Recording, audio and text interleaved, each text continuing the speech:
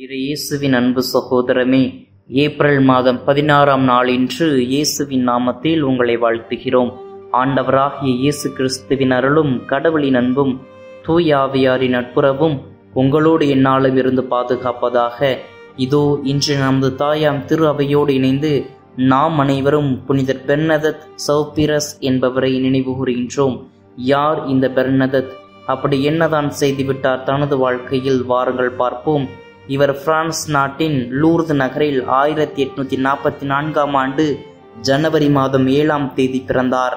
சிறு வயதில் இருந்தே இயேசு கிறிஸ்துவின் மீதும் அன்னை மரியாளின் மேலும் பக்தியுள்ள கிறிஸ்தவராக வளர்ந்தார்.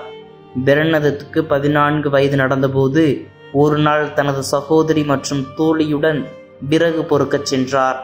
அவர்கள் மசபியேல் என்ற குகை அருகே சென்று கொண்டிருந்த வேளையில் மரியன்னை ஒரு இளம் பெண்ணாக இவருக்கு காட்சியளித்தார். பெர்னதத் தன்னுடன் வந்த இருவரிடமும், அதோ பாருங்கள், மிகவும் அழகான ஓர் இளம்பெண் என்று கூறினார். இவரது சகோதரிக்கும் தோழிக்கும் எதுவும் தெரியவில்லை. ஆனால் மரியன்னை அடுத்த நாள் பெர்னதத்தை மீண்டும் அதே இடத்திற்கு வரச் சொன்னார். 1858ஆம் ஆண்டு பிப்ரவரி மாதம் 11ஆம் தேதி முதல் ஜூலை 16ஆம் தேதி வரை 18 முறை இவர் மரியன்னையின் காட்சிகளை காணும் பேறு பெற்றார்.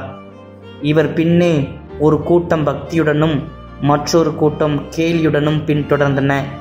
அந்த இடத்தில் தனது பெயரால் ஓர் ஆலயம் எழுப்பப்பட வேண்டும் என்று மரியன்னை பெர்னதத்திடம் கூறினார். அன்னையின் வேண்டுகோளை பங்கு தந்தையிடம் பெர்னதத் சொன்னபோது அவர் அந்த காட்சியை நம்ப மறுத்தார். காட்சியளித்த பெண்ணின் பெயர் கேட்டு வருமாறு சொல்லி அனுப்பினார். மரியாள் இவரிடம், நானே அமலோற்பவம் என்று தன்னை பற்றி கூறினார். இதற்கு பாவமின்றி பிறந்தவர் என்று பொருள். அதைத் தொடர்ந்து திருச்சபை அதிகாரிகள் காட்சியின் உண்மை தன்மையை ஆய்வு செய்தனர். பெர்னதத் 16வது காட்சியை கண்டபோது இவர் கையில் இருந்த மெழுகுவர்த்தி தலைகீழாக எரிந்து ஏறக்குறைய 15 நிமிடம் இவரது கையை சுட்டது. ஆனால் அது இவரை ஒன்றுமே செய்யவில்லை. ஒரு காட்சியின் போது மரியாளின் கட்டளையை ஏற்று பெர்னதத் தோண்டிய ஊற்று நீர் இக்காலத்தில் அதை பருகுபவர்களின் நோயை தீர்க்கும் மருந்தாக செயல்படுகிறது.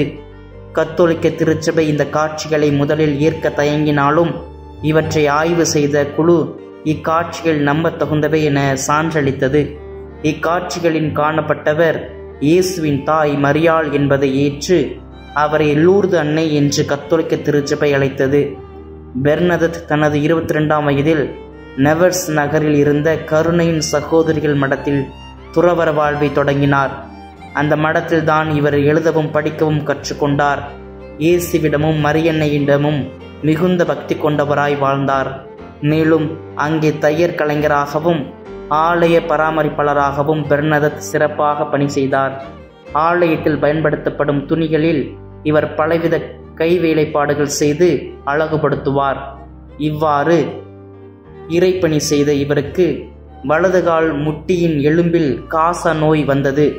நீண்ட நாள் ஆஸ்துமா நோயால் அவதிப்பட்டு வந்த பெர்னதத் 1879ஆம் ஆண்டு ஏப்ரல் மாதம் 16ஆம் தேதி தனது 35ஆம் வயதில் இறந்தார். புனித பெர்னதத்தை சௌபிரஸின் அலையாத உடல் இவர் வாழ்ந்த நெவர்ஸ் நகர மடத்தின் சிற்றாலயத்தில் இன்றளவும் பாதுகாக்கப்பட்டு வருகின்றது. இவ்வாறு அன்னையை முகமுகமாய் தரிசித்து தனது உடல் அழியா வரம் பெற்ற இப்புனிதரை கொண்டாடும் நாமும் இவரை போல் அன்னை மரியாள் மீதும் இயேசுவின் மீதும் மிகுந்த பக்தியுடையவர்களாக வாழ இப்புனிதரின் பரிந்துரை ஜெபத்தை நாடி நாள்தோறும் நன்மை செய்வோம், இறையாசிர் பெறுவோம். மேலும் மீண்டும் நாளை ஒரு புனிதரின் வரலாற்று பாதையில் சந்திப்போம். கடவுள் இன்றும் நம்மோடு.